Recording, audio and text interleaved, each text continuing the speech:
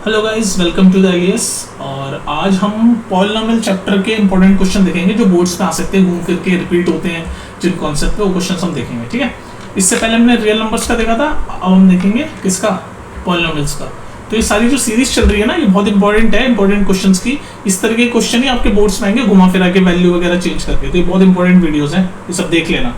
और एक और बात, अगर आपको कॉन्सेप्ट नहीं पता तो आप पहले कॉन्सेप्ट वाली, जो मैंने अच्छे से टॉपिक वाइज कॉन्सेप्ट पढ़ा रखा है, सारा एनसीईआरटी क्वेश्चंस करा रखे हैं, एग्जाम्पलर एमसीक्यू करा रखा है, पहले वो सब देखो, फिर इंपॉर्टेंट क्वेश्चन पे आना। इंपॉर्टेंट क्वेश्चन तो बात की बातें होती है, पहले आपको कॉन्सेप्ट पता होने चाहिए। देखो तरीका क्या होता है पढ़ने का, तरीका सबसे पहले कॉन्सेप्ट, उसके बाद एनसीईआरटी के क्वेश्चंस, जो एनसीईआरटी एक्सरसाइज होती है ना वो, उसके बाद तीसरे नंबर पे एमसीक्यू, उसके बाद फिर चौथे नंबर पे ये इंपॉर्टेंट क्वेश्चंस वाली सीरीज और ये सब जो मैंने आपको प्रीवियस ईयर करवा रखे हैं प्री बोर्ड से, ये वो जो भी है वो सब आप करना। लेकिन सबसे पहले इंपॉर्टेंट चीज होती है कि आपको कॉन्सेप्ट पता होना चाहिए और एनसीईआरटी के, ये दो तो करना ही करने हैं, कॉन्सेप्ट पता होना चाहिए और एनसीईआरटी के सारे क्वेश्चन सॉल्व कर लेने चाहिए एक्सरसाइज के। उसके बाद आप में हिम्मत बच जाए तो बाकी ये काम, और बाकी इंपॉर्टेंट क्वेश्चन आप लास्ट मिनट स्टडी वगैरह में मदद होती है, जैसे एग्जाम से एक दो दिन पहले आप कुछ इंपॉर्टेंट क्वेश्चंस देख सकते हो। ठीक है, तो ये देख लो, इंपॉर्टेंट है ये वीडियो, और मैं कोशिश करूंगा क्वेश्चन के थ्रू आपको कॉन्सेप्ट समझाने की। लेकिन अगर आपको डिटेल में समझना है तो पहले कॉन्सेप्ट वाली सारी वीडियोस देख लेना, है ना। चलो आते हैं इस क्वेश्चन पे। पहला क्वेश्चन कह रहा है, if alpha and beta are the zeros of the polynomial this. ये एक पॉलिनोमियल है, कह रखा है ये पॉलिनोमियल है, क्या है polynomial, ax square plus bx plus c, ये एक पॉलिनोमियल दे रखा है और कह रखा है कि इसके जीरोस हैं अल्फा और बीटा, इसके जीरोस हैं अल्फा एंड बीटा। तो आपसे वैल्यू पूछ रहा है इसकी, alpha square plus beta square. अब देखो इसमें वो वाला कॉन्सेप्ट लगेगा, relationship between the zeros of the coefficient, zeros of the polynomial and the coefficient of the polynomial. वो जो रिलेशनशिप होता है ना जीरोस एंड कोएफिशिएंट के बीच में वाला कॉन्सेप्ट, वो यूज होगा यहाँ पर। तो वो कॉन्सेप्ट ये कहता था कि अगर जैसे ही कह रहा है अल्फा और बीटा जीरोस हैं, तो वो कॉन्सेप्ट ये कहता था कि दोनों जीरोस का जो सम होता है वो बराबर होता है किसके, माइनस बी बाई ए के। बी बाई मतलब एक्स, बी होता है एक्स का कोएफिशिएंट और ए होता है एक्स स्क्वायर कोएफिशिएंट, और दोनों जीरोस का अगर प्रोडक्ट कर दूं यानी दोनों को मल्टीप्लाई कर दूं तो वो बराबर होता है सी बाई के। सी मतलब ये कांस्टेंट और ए होता है एक्स स्क्वायर कोएफिशिएंट, जो भी दे रखा हो एक्स स्क्वायर का कोएफिशिएंट कुछ भी दे रखा हो, यहाँ तो ए ही है तो ए बी सी है। मान लो इस पॉलिनोमियल की जगह ये कुछ और दे रखा होता है, 2x square plus 7x plus 3, तो इसमें b क्या होता, b ये 7 है, a क्या होता है ये होता, और c क्या होता है ये, a होता है ये x स्क्वायर कोएफिशिएंट, b होता है ये x का कोएफिशिएंट, और c होता है कांस्टेंट। ये ध्यान रखना हमेशा क्वाड्रेटिक पॉलिनोमियल में, है ना। तो ये रिलेशनशिप वो जो हमने पढ़ा था जीरोस और कोएफिशिएंट के बीच में, वो ये कहता था कि जीरोस का अगर हम सम करें तो माइनस बी बाई ए होता था, और जीरोस का अगर हम प्रोडक्ट करें तो सी बाई ए होता था, सी बाई ए। ठीक है, तो इसी का कॉन्सेप्ट को यूज करके हमें तो इसकी वैल्यू फाइंड करनी है ना, इसकी वैल्यू, तो इसी कॉन्सेप्ट को यूज करके हम इसकी वैल्यू फाइंड करेंगे। देखो कैसे, अब आपको ये तो पता चल गया कि alpha plus beta is equal to minus B by A, तो क्यों ना आप इसका बोथ साइड, इस वाले रिलेशनशिप का बोथ साइड स्क्वायर कर दो। तो मैं बोथ साइड जब स्क्वायर करूंगा तो अल्फा प्लस बीटा का whole square equals to minus B square upon A square. अब ये ए प्लस बी का होल स्क्वायर का फॉर्मूला खोल दो, A square plus B square plus 2ab is equal to minus B square upon A square. अब देखो मैं बस नॉर्मल मैथ्स करा, मैंने क्या करा, ये वाला जो हमारा रिलेशनशिप था इसको बोथ साइड स्क्वायर कर दिया, तो यहाँ पर बोथ साइड स्क्वायर करा तो ये आ गया। फिर उसके बाद मैंने a प्लस बी का होल स्क्वायर लगाया फॉर्मूला, तो ये आ गया। अब इसके बाद हम आगे चल रहे हैं, यहाँ पर मैं लाइट खींच देता हूँ, जगह नहीं है, यहाँ चल रहे हैं। अब क्या होगा, देखो हमें इसकी वैल्यू चाहिए alpha square plus beta square, हमें यानी कि ये चाहिए, तो इसको मैं लेफ्ट में रखता हूँ, alpha square plus beta square is equal to, उधर राइट हैंड साइड में minus B square upon A square तो है ही, और ये उधर जाके माइनस हो जाएगा, यानी माइनस 2 अल्फा बीटा। अब ध्यान रखो अल्फा बीटा की वैल्यू क्या है, सी बाई ए। अब सेकंड वाला रिलेशन भी यूज हो गया, सी बाई ए, तो बस अल्फा बीटा की जगह यहाँ पर सी बाई ए डाल दो, तो बस यहाँ पर ये लेफ्ट हैंड साइड में alpha square plus beta square चल ही रहा है, is equal to minus B square upon A square minus 2 alpha beta की जगह में डाल रहा हूँ सी बाई, क्योंकि अल्फा बीटा मल्टीप्लिकेशन की वैल्यू होती है सी बाई, दूसरा रिलेशन हमने यूज कर दिया, तो 2c बाई ए। तो ये आ गया आपका आंसर, ये आपका आंसर। ये alpha square plus beta square की वैल्यू पूछ रहा था ना, तो ये है minus B square upon A square minus 2c upon ए। अब आप इसको अपने हिसाब से सॉल्व कर सकते हो। तो हमने यहाँ पर एक गलती कर दी, क्या, ये माइनस, ये देखो ना, ये माइनस बी बाई ए ना, तो ये प्लस ही हो जाता है भाई। देखो माइनस का जब हम स्क्वायर करते हैं तो प्लस ही हो जाता है, ये नॉर्मल मैथ्स है। तो यहाँ पर हमने ये माइनस बी था ना, माइनस बी का जब हम बोथ साइड स्क्वायर कर रहे थे तो अल्फा प्लस बीटा का ये होल स्क्वायर हो गया और ये बी स्क्वायर ही हो गया, तो ये प्लस बी स्क्वायर, ये ध्यान रखना तो ये होगा B square upon A square minus 2c by ये होगा। मैं यहाँ दोबारा लिख देता हूँ, आपका आंसर होगा B square upon A square minus 2c by A, ये आपका आंसर होगा। ठीक है, ये आपका आंसर होगा। इसको आप फर्दर एलसीएम वगैरह लेके सॉल्व कर सकते हो, लेकिन मोटा मोटी यही आपका आंसर होगा। नेक्स्ट देखो, चलिए सेकंड क्वेश्चन देखो, if the sum of the zeros of the polynomial is 1 find the value of K. तो यहाँ पर क्या कह रहा है कि जो जीरोस हैं उनका जो सम है, मतलब हम जीरोस को अल्फा और बीटा से डिनोट करते हैं, तो अल्फा और बीटा के जो सम है, अल्फा प्लस बीटा का जो सम है उसकी वैल्यू 1 दे रखी है, ये 1 ये रहा। किस पॉलिनोमियल की? इस पॉलिनोमियल की बात हो रही है। ये पॉलिनोमियल लिखा हुआ है जो बॉक्स में बना रहा हूँ मैं, के square minus 14 x square minus 2x minus 12, ये एक पॉलिनोमियल है। कह रहा है इसके जो जीरोस होंगे उनका जो सम होगा उसकी वैल्यू 1 है, तो आपको एक के की वैल्यू जिसमें पॉलिनोमियल में जो के एस की वैल्यू फाइंड करने के लिए कह रहे हैं। तो वापस से वही वाला हमारा कॉन्सेप्ट जो प्रीवियस क्वेश्चन में हमने करा है कि क्वाड्रेटिक पॉलिनोमियल के जो जीरोस का सम है वो बराबर होता है माइनस बी बाई ए के, और उनका प्रोडक्ट तो बराबर होता है सी बाई ए के। तो ये वाला क्वेश्चन है आपके, इस कॉन्सेप्ट पे बहुत सारे क्वेश्चन आएंगे इस चैप्टर में से, है ना। तो अल्फा बीटा की वैल्यू इन्होंने 1 दे रखी है, और हमें पता क्या पता है वो रिलेशन, हमें रिलेशन ऐसे पता है कि sum of zeros equals to minus B by A, जिसमें बी क्या होता था आपका जो जनरल फॉर्म होता है क्वाड्रेटिक पॉलिनोमियल का, वो लिखता है यहाँ पर ब्लू कलर से। जनरल फॉर्म ये होता है A X square plus B X plus C, ये जनरल फॉर्म होता है। तो बी क्या है, ये बी ये एक्स का कोफिशिएंट, ए क्या है एक्स स्क्वायर का कोफिशिएंट, सी क्या होता है सी ये कांस्टेंट होता है। तो ये अल्फा बीटा यानी कि जीरोस ऑफ द पॉलिनोमियल का जो वैल्यू होती है वो माइनस बी बाई ए के बराबर होती है। तो बी क्या है यहाँ पर एक्स का कोफिशिएंट, तो एक्स का कोफिशिएंट क्या है -2, और ए क्या है एक्स स्क्वायर का कोफिशिएंट, एक्स स्क्वायर का कोफिशिएंट क्या है पूरा के स्क्वायर माइनस 14। तो इसका मतलब अल्फा प्लस बीटा जो सम है, अल्फा प्लस बीटा जो जीरोस का सम है उसकी वैल्यू मैं ये लिख सकता हूँ क्या, b बाई ए। तो b की वैल्यू क्या है ये -2, तो माइनस ऑफ -2, क्योंकि -2 फॉर्मूले में ही है ना, और b की वैल्यू -2 है अपॉन a। a की वैल्यू क्या है एक्स स्क्वायर का कोफिशिएंट। इस जनरल वाली इक्वेशन से आप कंपेयर करो, a क्या होता है एक्स स्क्वायर का कोफिशिएंट, ये एक्स स्क्वायर है इसका कोफिशिएंट, तो यहाँ पर एक्स स्क्वायर इसका कोफिशिएंट ये पूरा बड़ा, तो a की वैल्यू हो गई के स्क्वायर माइनस 14। तो अल्फा प्लस बीटा की वैल्यू क्या आ गई, आप इसको सॉल्व करो, यानी अल्फा प्लस बीटा क्या है जीरोस ऑफ द पॉलिनोमियल, तो इसकी वैल्यू होगी माइनस माइनस मल्टीप्लाई में प्लस होके 2 और नीचे के स्क्वायर माइनस 14 है। तो ये तो हमने फॉर्मूले से निकाल दी वैल्यू कि अल्फा प्लस बीटा की वैल्यू के स्क्वायर माइनस 14 है, और क्वेश्चन में दे रखा है कि जो सम है जीरोस का उसकी वैल्यू 1 है। तो इसका मतलब ये जो 2 अपॉन के स्क्वायर माइनस 14 है इसकी वैल्यू 1 के बराबर है। तो बस इन दोनों को इक्वेट कर दो, तो 2 अपॉन के स्क्वायर माइनस 14 इक्वल्स टू 1। अब इसको आप सॉल्व कर दोगे तो आपकी के की वैल्यू आ जाएगी, और वही क्वेश्चन है आपका। तो बस अब इस क्वेश्चन को सॉल्व कर दो, के स्क्वायर माइनस 14 इक्वल्स टू 2 हो जाएगा, के स्क्वायर ये 14 उधर जाके 16 हो जाएगा, तो के स्क्वायर इक्वल टू 16, के स्क्वायर इक्वल टू 16, तो के इक्वल टू प्लस माइनस 4 आएगा।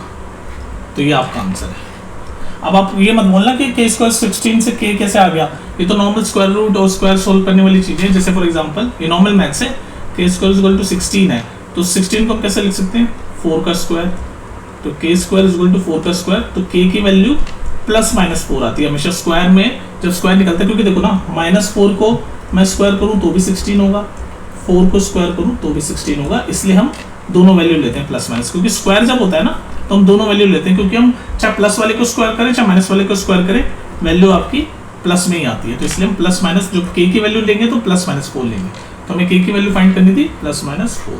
आप कॉन्सेप्ट समझ गए ना, कौन सा वाला कॉन्सेप्ट यूज कर रहा है, ये relation between zeros and coefficient of a polynomial. ये जीरोस का है, जीरोस का सम है, और ये कोफिशिएंट है पॉलिनोमियल के, एक्स का कोफिशिएंट a, एक्स का कोफिशिएंट b और c कांस्टेंट। समझ रहे हो, इंपॉर्टेंट क्वेश्चन है, इसी टाइप के आएंगे, ये सब करा चुका हूं मैं। नेक्स्ट देखो जल्दी से, चलिए इस क्वेश्चन को देखो, find the zeros of quadratic polynomial √3x² - 8x + 4√3। देखो ये वैसे क्वाड्रेटिक इक्वेशन नाम का आपका एक चैप्टर है, उसमें और डिटेल में आप समझोगे। एक कॉन्सेप्ट होता है मिडिल टर्म स्प्लिटिंग, आप वीडियो देख लेना मेरी प्लेलिस्ट में जाके। मिडिल टर्म स्प्लिटिंग आपको आनी चाहिए, क्वाड्रेटिक पॉलिनोमियल का फाइंड करके आप जीरोस जब फाइंड करते हैं तो उसको फाइंड करने के लिए आपको एक कॉन्सेप्ट होता है मिडिल टर्म स्प्लिटिंग, ये वीडियो देख लेना। तो जैसे ये पॉलिनोमियल है आपके सामने, ये पॉलिनोमियल है, इसका जीरोस फाइंड करने के लिए बोल रहा है, तो इस पॉलिनोमियल को मैं मिडिल टर्म स्प्लिटिंग से ब्रेक करूंगा, फिर मैं जीरोस फाइंड कर लूंगा। तो मिडिल टर्म स्प्लिटिंग बेसिकली होती क्या है, आप डिटेल में तो देख लेना, पर यहाँ पर क्वेश्चन के थ्रू समझने की कोशिश करो। ये आपका एक पॉलिनोमियल है, क्वाड्रेटिक पॉलिनोमियल है, क्वाड्रेटिक मतलब जिसकी मैक्सिमम पावर 2 हो, जैसे यहाँ पर मैक्सिमम पावर 2 ऐसी इक्वेशन। तो ये लिखा हुआ है √3x² - 8x + 4√3। अब मिडिल टर्म स्प्लिटिंग समझा रहा हूँ कैसे हम ब्रेक करेंगे। तो नाम क्या है कॉन्सेप्ट का, मिडिल टर्म स्प्लिट, मतलब बीच वाले टर्म को तोड़ेंगे। स्प्लिट करना मतलब तोड़ना। तो बीच वाला टर्म कौन सा होता है, ये 8x। तो हम इस 8x को तोड़ेंगे, पर कैसे तोड़ते हैं वो समझिए, ये कॉन्सेप्ट है। जैसे जो भी x² का कोफिशिएंट है, जैसे इस केस में मिडिल टर्म, आपको मिडिल टर्म स्प्लिटिंग मैं थोड़ा थोड़ा एक्सप्लेन कर रहा हूँ मैं यहीं पर ही। तो x² का कोफिशिएंट √3 है, तो जो भी x² का कोफिशिएंट है ना उसको आप पहले कांस्टेंट से मल्टीप्लाई करते हो। तो √3 को हम कांस्टेंट ये 4√3, तो 4√3 मल्टीप्लाई √3 कितना होता है, √3 इंटू √3 3 हो जाता है, और 3 इंटू 4 12। तो आप क्या करोगे, जब आपने इस x² कोफिशिएंट और कांस्टेंट को मल्टीप्लाई किया तो 12 आ गया। तो जो भी आया वो नंबर आपको इस मिडिल टर्म स्प्लिटिंग को इस तरह से तोड़ना है कि आप जब वो दो नंबरों को मल्टीप्लाई करें तो 12 आ जाए। बात समझ में आ गई, ये है मिडिल टर्म स्प्लिटिंग। कि आपको मिडिल टर्म स्प्लिटिंग में बीच वाले टर्म को इस तरह से तोड़ना है कि वो दो नंबर को जब आप मल्टीप्लाई करो तो ये 12 आ जाए, मतलब कि जो भी मल्टीप्लाई करोगे जो ये लास्ट में लिखा वो आ जाए, और ये भी पूरा हो जाए। तो कैसे तोड़ोगे, जैसे √3 x² मैंने एज इट इज लिख दिया। अब 12 को देखो, या तो 4 इंटू 3, लेकिन 4 + 3 यहाँ पर करूंगा तो 8 नहीं आएगा। कैसे तोड़ना है आपको उन दो नंबरों को, जब आप ऐड या मल्टीप्लाई करो तो बीच वाला नंबर पूरा टूटे। तो 4 और 3 में तो 7 हो जाएगा, तो मैं 6 और 2 अगर करूंगा तो 12 भी आ जाएगा, और 6 + 2 8 भी होता है। तो बस अब मेरे को मिल गया मिडिल टर्म स्प्लिटिंग। तो मैं क्या करूंगा, √3x² -2x -6x। अब ध्यान से देखो, मैंने इस -8x को इसमें तोड़ दिया। -2x -6x भी तो -8x ही होता है। तो मैंने बस इस 8x को इसको तोड़ के लिखा, बात एक ही है। पर कैसे तोड़ना है कि इन दोनों को जब मैं मल्टीप्लाई कर रहा हूँ तो 12 आ रहा है, देख लो इन दोनों के कोफिशिएंट को। तो -2 × -6 12 भी तो होता है, कर दिया ना। ये है मिडिल टर्म स्प्लिटिंग, समझ लेना इसको डिटेल में। और ये राइट में एज इट इज तो 4√3 चल ही रहा है। बस आप कॉमन ले लो, जो कॉमन मिल रहा है। तो पहले इन दोनों में जो कॉमन दिख रहा है मुझे वो ले लूंगा मैं। जैसे इन दोनों में मुझे x कॉमन दिख रहा है, तो मैंने x कॉमन लिया, तो क्या बचा आपके पास, √3x -2। ठीक है जी। अब इन दोनों में मुझे क्या कॉमन दिख रहा है, इन दोनों में मुझे 2√3 कॉमन दिख रहा है, 2√3। अब आपको देखो ये कॉमन वगैरह लेना आना चाहिए, मैथ्स की बातें हैं ये। बेसिक अगर आपको दिक्कत हो रही है बेसिक में तो मुझे कमेंट सेक्शन में लिखना, बेसिक पे वीडियो बनाऊंगा, ठीक है। अभी तो यार ये 10th के आप बच्चे हो, तो ये बेसिक कॉमन लेना वगैरह आना चाहिए। अगर नहीं भी आता हो तो कोई घबराने वाली बात नहीं है, सीख लोगे, ठीक है। तो अब इन दोनों में मुझे 2√3 कॉमन दिख रहा है, 2√3। कैसे 2√3 कॉमन दिख रहा है, देखो आप कहोगे सर इसमें तो √3 है ही नहीं। तो इसको आप S6 को ऐसे ब्रेक करके देखो, ऐसे विजुलाइज करना सीखो कि √3 × √3 × 2, ये 6 ही तो है। √3 × √3 3, और 3 × 2 6। तो मैं इसको ऐसे विजुलाइज कर रहा हूँ ताकि मेरे को √3 कॉमन दिखे, ठीक है। तो मैंने यहाँ से कॉमन ले लिया -2√3। तो जैसे ही -2√3 मैंने ये कॉमन ले लिया, तो यहाँ क्या बचा, √3x, और यहाँ क्या बचा, -2। तो बस अब मैं आगे सॉल्व करता हुआ चल रहा हूँ। अब ये दोनों ब्रैकेट भी कॉमन मुझे दिख गए, यहाँ तो √3x लिखना था, ये दोनों ब्रैकेट भी कॉमन दिख गए। तो √3x -2 एक ब्रैकेट, और ये x -2√3 बनेगा, x -2√3। तो ये दो ब्रैकेट आपके बन गए। एक बार इस वाले ब्रैकेट को 0 के इक्विवेलेंट पुट कर दो, एक बार इस वाले ब्रैकेट को 0 के इक्विवेलेंट पुट कर दो, दो जीरोस की वैल्यू आ जाएगी। आपको पता है कि क्वाड्रेटिक पॉलीनोमियल में मैक्सिमम 2 जीरोस की वैल्यू आती है। तो बस ये तो पूछा था जीरोस फाइंड करना, तो मैं यहाँ करता हूँ जगह। तो एक बार इस वाले को 0 के इक्विवेलेंट पुट कर रहा हूँ, तो √3x -2 को 0 के इक्विवेलेंट पुट करा, तो √3x, ये 2 उधर जाके +2, x की वैल्यू 2/√3 आ गई। तो एक x की वैल्यू क्या आ गई, 2/√3। सिमिलरली दूसरे वाले ब्रैकेट को भी 0 को इक्विवेलेंट पुट कर दो, ये वाले को, इसको मैं यहाँ कर देता हूँ। तो x -2√3 = 0, तो x की वैल्यू आ गई, ये उधर जाके 2√3। तो बस दो जीरोस जो पूछ रहा था जीरोस फाइंड करने के लिए, वो ये रहा, एक ये रहा 2/√3, एक 2√3, हो गया सॉल्व। ये इंपॉर्टेंट क्वेश्चन है, देखो 2013 बोर्ड में भी आ रखा है और कई बार रिपीट भी हुआ है। तो इसमें मिडिल टर्म स्प्लिटिंग आपको आनी चाहिए। ये वैसे क्वाड्रेटिक इक्वेशन में ज़्यादा और डिटेल में आप समझोगे इस कॉन्सेप्ट को, जो आपका चैप्टर है क्वाड्रेटिक इक्वेशन, लेकिन आपको ये आना चाहिए मिडिल टर्म स्प्लिटिंग, ठीक है। नेक्स्ट देख लो। अब इस क्वेश्चन को देखो, ये क्वेश्चन बहुत आता है और बड़े मार्क में आता है, कि जितने भी 4 मार्क में या जो भी उसमें आता है क्वेश्चन। तो क्वेश्चन क्या कह रहा है, find the zeros of this quadratic polynomial. पर ये जो क्वाड्रेटिक पॉलीनोमियल है इसका पहले तो 0 फाइंड करो, दो चीजें फाइंड करनी है इसमें। तो 0 फाइंड कर दिया, उसके बाद कह रहा है एंड उसके बाद कह रहा है वेरीफाई करो relation between zeros and coefficient of the polynomial. जो भी हमने प्रीवियस क्वेश्चन करे उसी कॉन्सेप्ट पे करे, relation between zeros and coefficient of the polynomial. तो ये relation between zeros and coefficient of a polynomial क्या है, यहाँ पर क्वाड्रेटिक पॉलीनोमियल की बात हो रही है। क्वाड्रेटिक पॉलिनोमियल मतलब मैक्सिमम पावर कितनी होती है, 2 होती है। ये सारे कॉन्सेप्ट आपको पता होने चाहिए, ठीक है।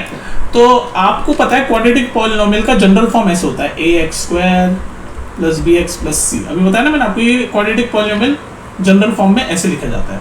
और अगर मैं इसके जीरोस की वैल्यू अल्फा और बीटा मान लूं तो रिलेशन क्या था, अभी प्रीवियस क्वेश्चन में भी बताया, रिलेशन क्या होता है कि दोनों जीरोस का सम बराबर होता है x का कोएफिशिएंट यानी कि b माइनस में अपॉन x² का कोएफिशिएंट यानी कि a। एक तो ये रिलेशन होता है किस किस में, relation between zeros and coefficient. तो ये जीरोस है, दोनों का जीरोस का सम, और ये कोएफिशिएंट है b और a किसका कोएफिशिएंट है x² का, b किसका कोएफिशिएंट x का, और c कांस्टेंट है। तो यही तो कांसेप्ट है relationship between zeros and coefficient का। जीरोस और कोएफिशिएंट के बीच में पहला रिलेशन ये रहा। पहला रिलेशन क्या है कि जीरोस का सम बराबर होता है -b/a के। b क्या है, x का कोएफिशिएंट, a का x² का कोएफिशिएंट। सेकंड रिलेशनशिप ये होता है कि अगर हम जीरोस को मल्टीप्लाई करें, हमने जीरोस किसको माना है, अल्फा बीटा को, तो अल्फा बीटा को अगर मल्टीप्लाई करें तो बराबर होता है c/a के। c क्या है, कांस्टेंट, और a क्या होता है, x² कोएफिशिएंट। ये रिलेशनशिप है, ये तो आपको कॉन्सेप्ट पता होना चाहिए। तो इस क्वेश्चन में हमें ये वेरीफाई करके दिखाना है। तो हमें पहले जीरोस फाइंड करने हैं इस पॉलिनोमियल के। ये पॉलिनोमियल हमें जो दे रखा है 6x², ये दे रखा है 6x² -3 -7x। तो पहले तो ये जो जनरल फॉर्म होती है क्वाड्रेटिक पॉलिनोमियल की, जनरल फॉर्म ये होती है, इस फॉर्म में लिखो इसको।